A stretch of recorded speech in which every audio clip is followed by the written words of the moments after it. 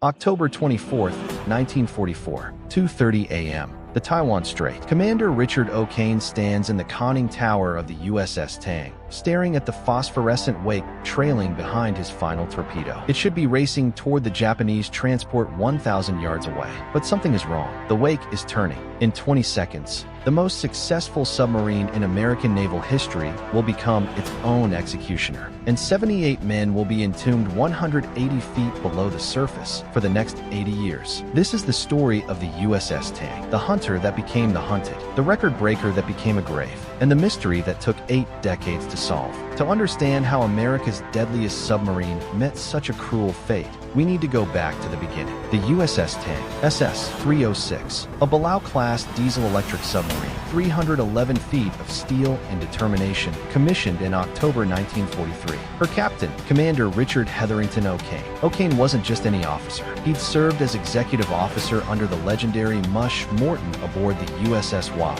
one of the most aggressive submarine skippers in the Pacific. O'Kane learned from the best, and when he took command of Tang, he brought that killer instinct with him. Between January and October 1944, the Tang completed 5 war patrols. 5 patrols that would rewrite the record books. First patrol, 5 ships sunk. Second patrol, 2 ships. Third patrol, 10 ships. Fourth patrol, 13 ships, including a destroyer. By her 5th patrol, Tang had sunk 33 confirmed enemy vessels, more than any other U.S. submarine in the war. She was a ghost in the Pacific, appearing without warning, striking with precision, and vanishing into the depths. O'Kane's tactics were unorthodox and dangerous. Surface attacks at night, point-blank torpedo shots, psychological warfare against Japanese convoys. He pushed his boat and his crew to the absolute limit. But there was a problem lurking in Tang's arsenal, a problem that would cost 78 men their lives. October 10, 1944, the USS Tang departed Pearl Harbor for her 5th and final war patrol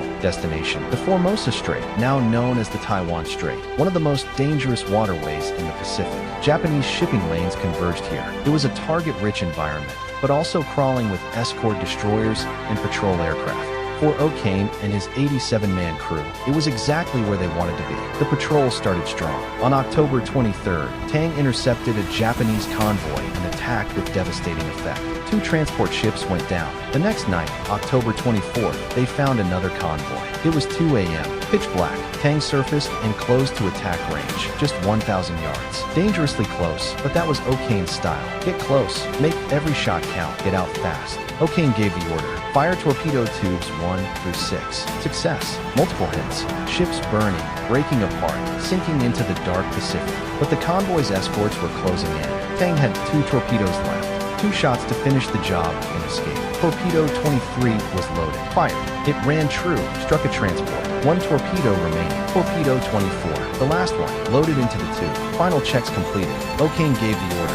Fire. The Mark 18 electric torpedo shot from the tube, its electric motor humming through the water. No wake, no trace, except for one tiny detail that should have been invisible: bioluminescent plankton. The torpedo's passage stirred up glowing microorganisms, creating a faint, ghostly trail in the water. And from the conning tower, O'Kane watched that trail begin to curve. The torpedo was running in a circle. In submarine warfare, this is called a circular run, a nightmare scenario, a malfunctioning torpedo that circles back toward the firing submarine. It's rare, but when it happens, there's almost nothing you O'Kane screamed orders. All ahead emergency. Right full rudder. The diesel engines roared. Tang surged forward, trying to outrun her own weapon. But there wasn't enough time. There was never enough time. 20 seconds after launch, torpedo 24 slammed into Tang's stern at 46 knots. The explosion tore through the after torpedo room and the engine rooms. Water flooded in at catastrophic pressure. Men were crushed, drowned, burned by superheated steam. The stern collapsed. Tang tilted violently and plunged toward the bottom, 180 feet down. In less than 60 seconds, America's most lethal submarine had become a steel coffin. 30 men made it out of the sinking submarine, 30 from the forward sections, clawing their way to the surface in the darkness. But the nightmare wasn't over. Japanese destroyers circled above, hunting for survivors. Depth charges exploded underwater. The concussions killed men still struggling in the water. Others, exhausted and injured, simply slipped beneath the waves. As dawn broke, only 9 men remained alive. 9 out of 87. Commander O'Kane was one of them. He and 8 others were pulled from the water by Japanese forces and spent the remainder of the war as prisoners, subjected to interrogation, starvation, and torture. O'Kane survived, and when the war ended, he was awarded the Medal of Honor, America's highest military decoration, for his leadership and the Tang's extraordinary combat record. But 78 men did not come home. They remained with their boat, 180 feet down in the Taiwan Strait, a grave that would stay hidden for 8 decades. For decades, the exact location of the USS Tang remained a mystery. The survivors' accounts placed her somewhere in the Taiwan Strait, but the ocean doesn't give up its secrets easily. The U.S. Navy had approximate coordinates, but approximate means nothing when you're searching 180 feet of murky water across miles of ocean floor. Then, in the 2000s, technology caught up with history. Commercial survey vessels began mapping the seafloor for undersea cables and pipelines. Sonar systems became exponentially more powerful,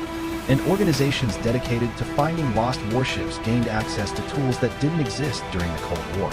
In 2010, a research team finally located what they believed was the Tang. But confirmation required something more, a manned or unmanned dive to visually identify the wreck. When ROVs, remotely operated vehicles, finally reached the site, they found her, lying on her side, broken but unmistakable. The conning tower, still bearing the scars of that final night. The hull number barely visible through decades of marine growth. The USS Tang, America's most successful submarine, still on patrol. Navy divers documented the wreck, but they didn't disturb it. Under U.S. law, Tang is a war grave, protected and honored. The 78 men still inside are officially considered buried at sea. Their final resting place is sacred ground. The sinking of the USS Tang exposed a critical flaw in the Mark 18 electric torpedo, a weapon that was supposed to be superior to earlier models. Circular runs were rare, but not rare enough. The Navy launched investigations, made modifications, but the damage to Tang couldn't be undone. Richard O'Kane went on to become one of the most decorated submariners in U.S. history. But he carried the weight of that night for the rest of his life. He never spoke publicly in detail about the moment he watched his own torpedo turn. Some things are too heavy for words.